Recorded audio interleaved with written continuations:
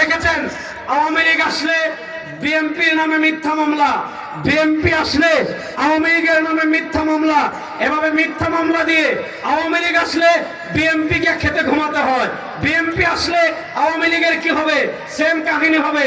শোনেন, জুলুম ইসলামে হারাম। একজন মানুষকে মিথ্যা মামলা দেওয়া ইসলামে জায়েজ নাই।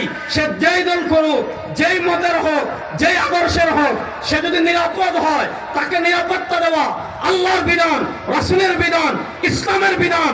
আমি আপনাদের সামনে হলফ করে বলতে পারি, যদি জিএম রুহুল আমিন ভাইকে হাত পাকা প্রতীকে ভোট দিয়ে আপনারা সংসদে পাঠাতে পারেন, আপনাদের থানায় কোন সাধারণ মানুষের নামে কেউ একটা মিথ্যা মামলা দিতে পারবে না।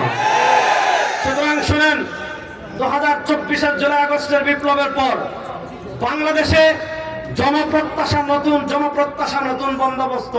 এই নতুন বন্দোবস্তের নাম হলো ইসলাম। বলেন, নতুন বন্দোবস্তের নাম পৃথিবীর প্রান্তে প্রান্তে মডার্নিজম, পৃথিবীর প্রান্তে প্রান্তে লিবারেল ইসলাম, মডারেট ইসলাম, এগুলা পৃথিবীর প্রান্তে প্রান্তে প্রান্তে প্রান্তে পরিত্যাজ্য হয়ে যাচ্ছে।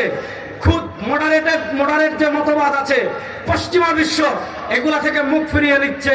শোনেন, বাংলাদেশে আমরা নদিয়ার ইসলামও চাই না, বাংলাদেশে আমরা বাউলদের ইসলামও চাই না, বাংলাদেশে আমরা লিবারেল ইসলামও চাই না, বাংলাদেশে আমরা মডারেট ইসলামও চাই না, বাংলাদেশে আমরা চাই মদিনার ইসলাম।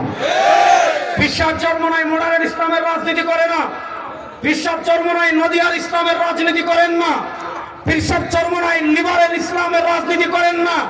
শোনেন, মদ আর পানি যেমন এক হয় না, পেশাব আর পানি যেমন এক হয় না, পশ্চিমাদের মডারেট ইসলাম এবং মদিনার ইসলাম কখনো এক হতে পারে না।